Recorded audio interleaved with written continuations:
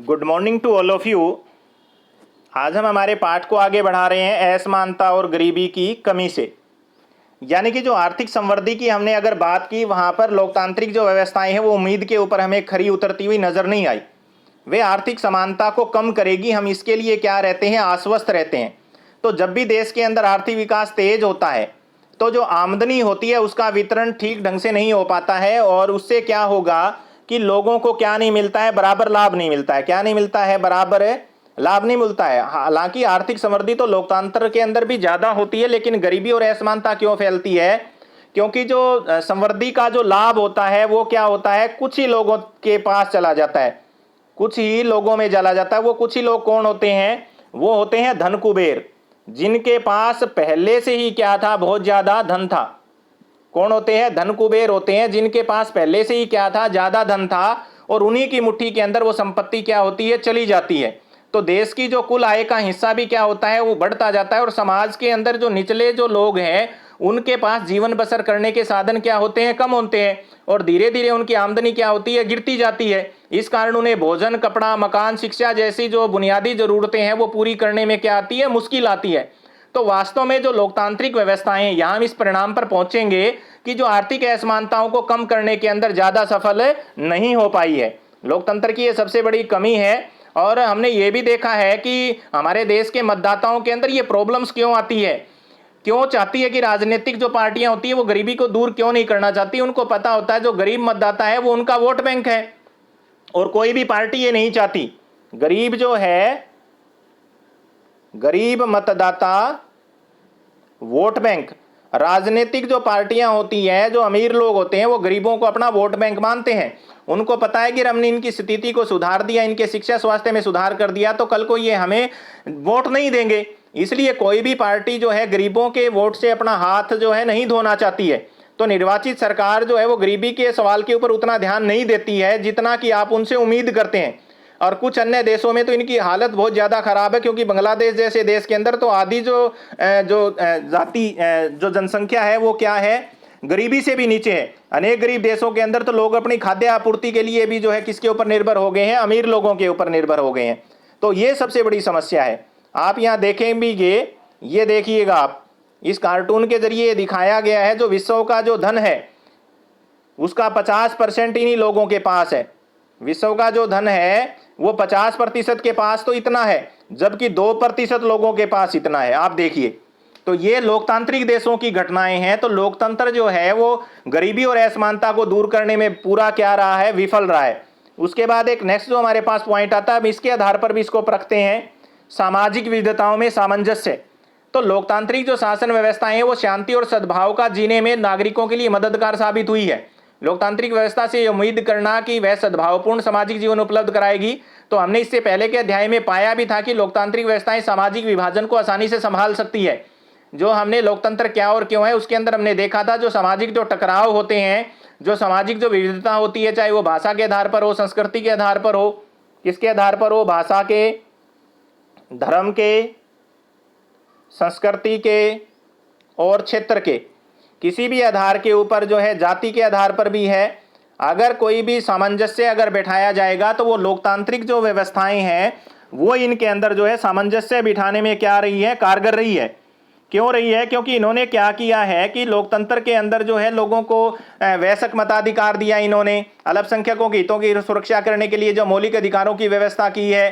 तो इससे हमें यह पता लगता है कि लोकतांत्रिक जो व्यवस्थाएं होती है वो सामाजिक मतभेदों से आंखें तो फेर लेती है, कई बार जो है उनको थोड़ा सा दबाने का प्रयत्न करती है। लेकिन अगर आप गैर लोकतांत्रिक सरकारों से इसकी तुलना करेंगे तो लोकतांत्रिक जो सरकार है वो भाषा, धर्म, संस्कृति और जातिवाद की जो विविधता है उसको क्या करती है, समाप्त करने की कोशिश करती है, उसमें सामंजस्य बिठाने की कोशिश करती है। जबकि गैर लोकतांत्रिक जो सरकार है वो ऐसा नहीं करती है। और यहां गौर करना यह जरूरी भी होगा कि लोकतंत्र का सीधे सीधे अर्थ क्या है, बहुमत का सबके ऊपर शासन करना नहीं है। बहुमत को सदा ही अल्पमत का क्या रखना होता है, यह ध्यान रखता है। इसके साथ ही काम करने की जरूरत होती है, तभी सरकार जन सामान्य की इच्छा का प्रतिनिधित्व कर पाती है। तो बहुमत और अल्पमत की राय कोई स्थायी चीज नहीं होती है। यहाँ ये भी समझना जरूरी है कि बहुमत के शासन का अर्थ क्या हो गया कि विभिन्न धर्म, नस्ल और भाषीय आधार पर बहुसंख्यक समूह का शासन यहाँ पर नहीं होगा। अल्पसंख्यकों के लिए भी हमने उनके अधिकारों की रक्षा करने के लिए उन्हें क्या दिए हैं, अधिकार दिए हैं।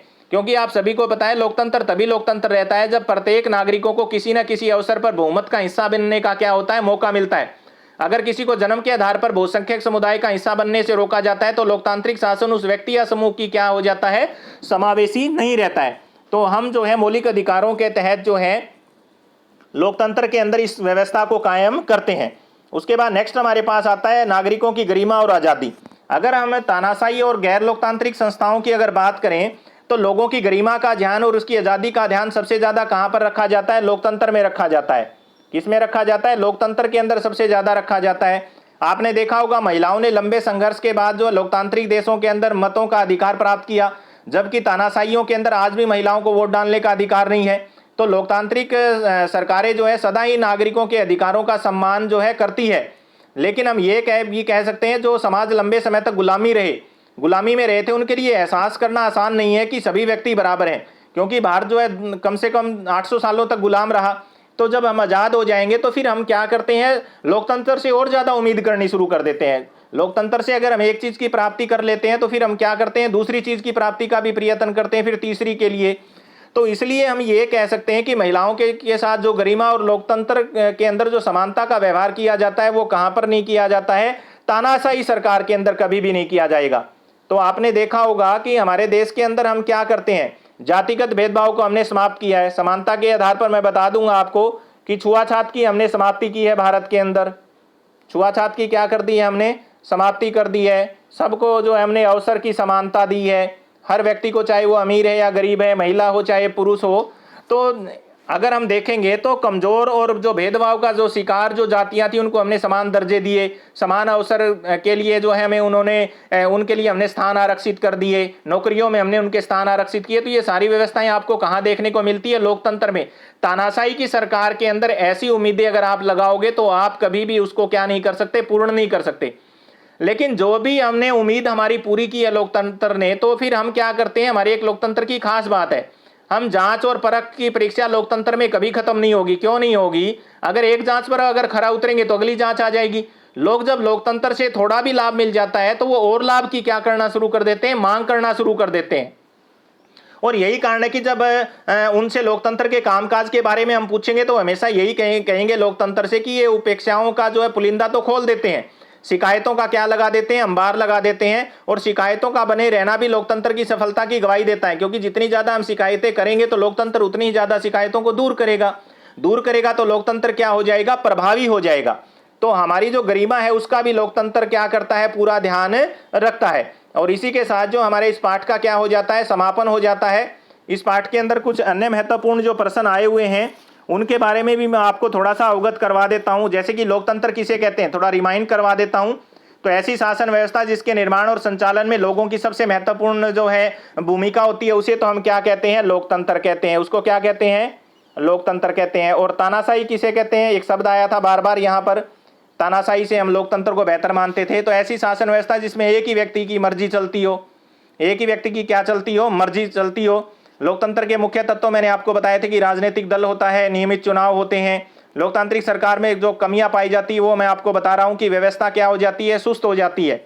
और ये तो हमने पहले ही माना है कि कार्यकुशलता में भी क्या आ जाती है, कमी आ जाती है। बहुमत के शासन का अर्थ क्या होता है, बहुमत के शासन का अर्थ कई बार ये पूछ लिया जाता है प्रश्न कि बहुमत के शासन का अर्थ बताइए।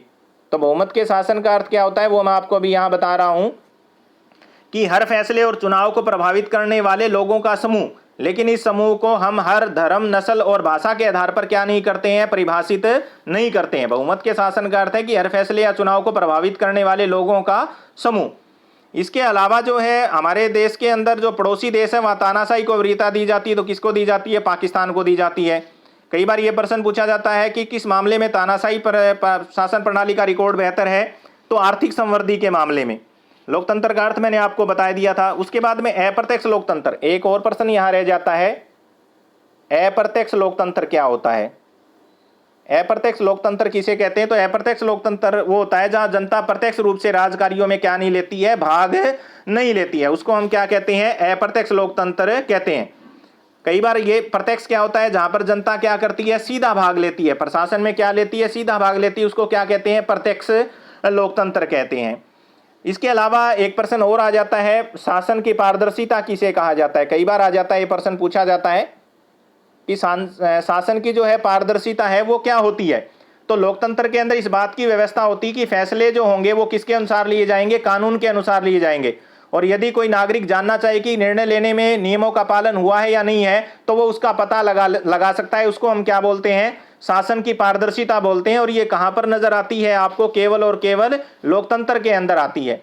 तो इस आधार के ऊपर जो है हमारे इस पाठ का समापन हो जाता है। अब इसके महत्वपूर्ण जो प्रश्न आए हैं उनके ऊपर हम नजर डालेंगे।